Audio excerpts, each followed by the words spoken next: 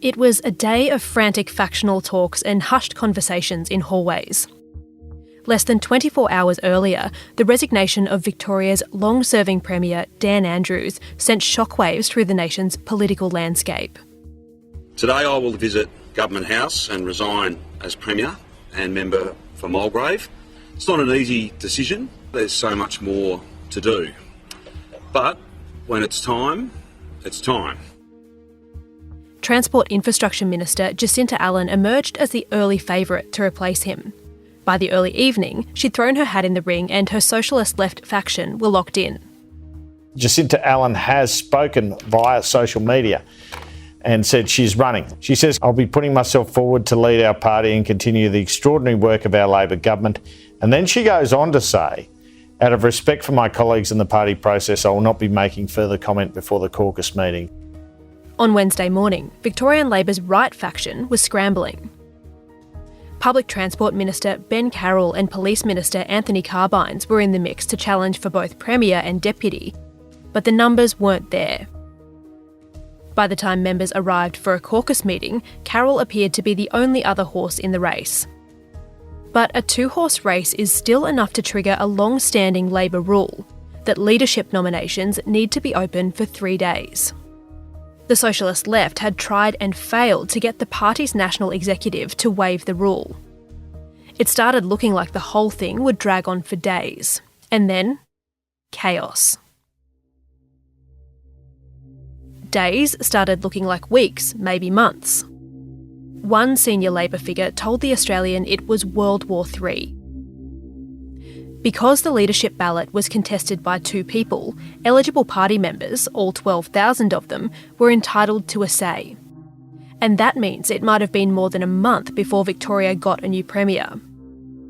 But when Jacinta Allan emerged from the caucus room just before 2 p.m, she did so as Victoria's 49th Premier, with Carroll as her deputy. I have been elected unanimously, endorsed unanimously by my caucus colleagues to replace the fabulous Daniel Andrews as leader of the Victorian Parliamentary Labor Party and in turn follow in his footsteps as Premier of Victoria, and we'll be heading over to Government House shortly for the official part of that proceeding. I'm delighted to be joined by my parliamentary colleague Ben Carroll, who has been also endorsed by our caucus colleagues as Deputy Premier. Jacinta Allan has been a politician for precisely half her life. Elected as the member for Bendigo East at just 25 years old, she was the youngest woman ever to win a seat in the state parliament. A year later, in 1999, her country ALP crew would send then Liberal Premier Jeff Kennett packing, cementing Victoria's status as a Labor heartland. Jeff Kennett has quit as Premier of Victoria. I have done this with a heavier heart than you can possibly imagine, given that most of you don't think I have any heart at all. Victoria is, without a doubt, my life. By the time she turned 29, Jacinta Allan had been called up to the cabinet by Victoria's 44th Premier, Steve Bracks. Like her predecessor, Dan Andrews, Allan has never seen the backbench. She held a number of positions in the Andrews government, but she's had the most impact in the infrastructure space.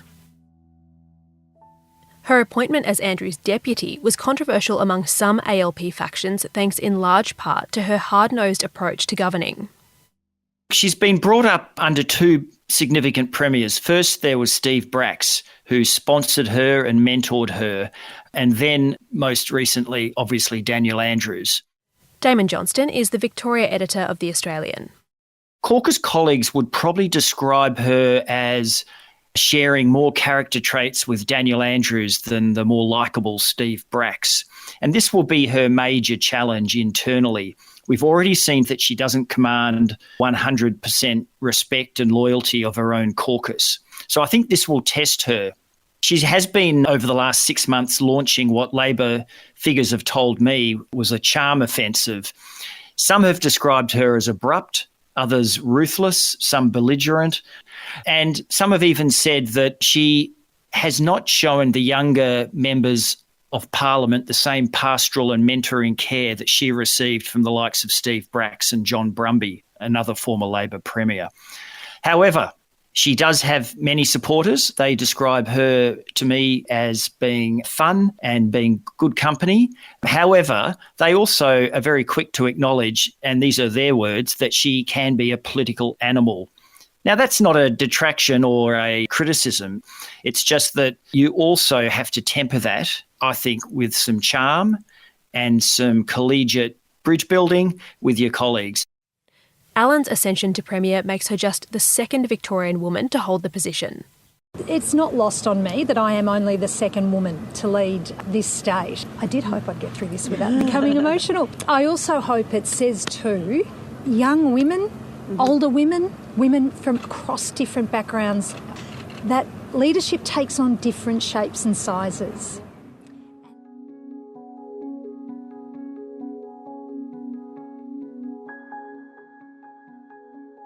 Jacinta Allan has become Premier as one of the last pandemic strongmen exit stage left.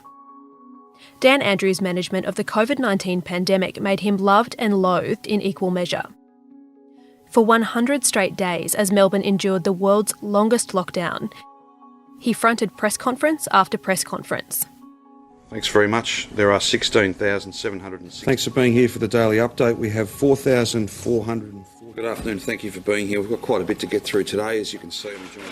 Good morning. Everyone right to go? Thank you very much for joining us here down at Police Command. In Western Australia, former Premier Mark McGowan took a similarly hard line, isolating the state from the world for months. In May, the wildly popular McGowan stepped down. Today I'm announcing that I'll be stepping down as Premier. The truth is I'm tired, extremely tired. In fact, I'm exhausted. The role of political leadership doesn't stop. It's relentless. That is all-consuming, each and every day. The dual departures of McGowan and Andrews means only 2 members of the National Cabinet have been there for longer than a year and a half. In Victoria, the caucus is similarly inexperienced, and that means the newly minted Premier faces a tough task ahead. She is a very experienced minister. However, despite all her experience, when you're the actual leader, I would imagine that that requires some pretty quick learning as well. As to her personality and what sort of dominance she might bring to a national setting, I guess we'll have to wait and see. The biggest challenge for Jacinta Allan is the budget. Over the next 4 years, essentially in the lead up to the next election, Victoria's state debt will head towards $200 billion. Our daily interest bill by then will be approaching $25 million. Now, that's money that can't be spent on police, ambulances, schools and hospitals. So she has to come up with a debt strategy. Now, it can't just be a taxation strategy. Andrews has already imposed that. We're the highest tax state across a range of areas. So she's going to have to come up with a way of growing the economy, increasing jobs, and therefore increasing revenues without increasing the tax burden. So I think how she manages the state's finances will make or break her over the next 3 years.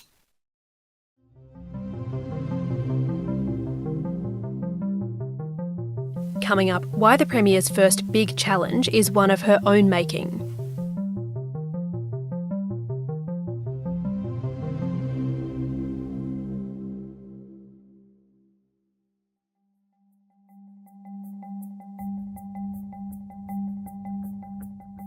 One of Dan Andrews' last and most controversial decisions as Premier was the cancellation of the 2026 Commonwealth Games, which were to be held in and around regional Victoria. The Games will not proceed in Victoria in 2026.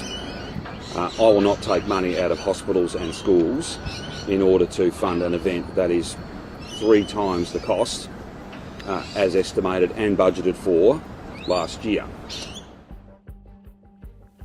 Before Andrews pulled the pin on the Games, a handful of major infrastructure projects were in the works, construction of things like athletes' villages and stadiums. That was the remit of the newly minted Victorian Premier Jacinta Allan, and it came with conditions. There's one aspect of the Commonwealth Games which we're revealing today, and that is the industrial arrangements that the government was trying to set in place with regards to the construction of the 4 regional athlete villages. Now, what we've got is a project document that was sent to the companies who were going to be bidding for this lucrative and expensive work. Now, that document explicitly states that the CFMEU was going to be given the inside running. They're named and listed in this document as a likely industrial partner for the bidding companies. Now, critically, it's not just the construction industry that's raised concerns with the Australian about this, but rival unions have also said this was unusual, and it speaks to favouritism within the then Andrews government with regards to the CFMEU.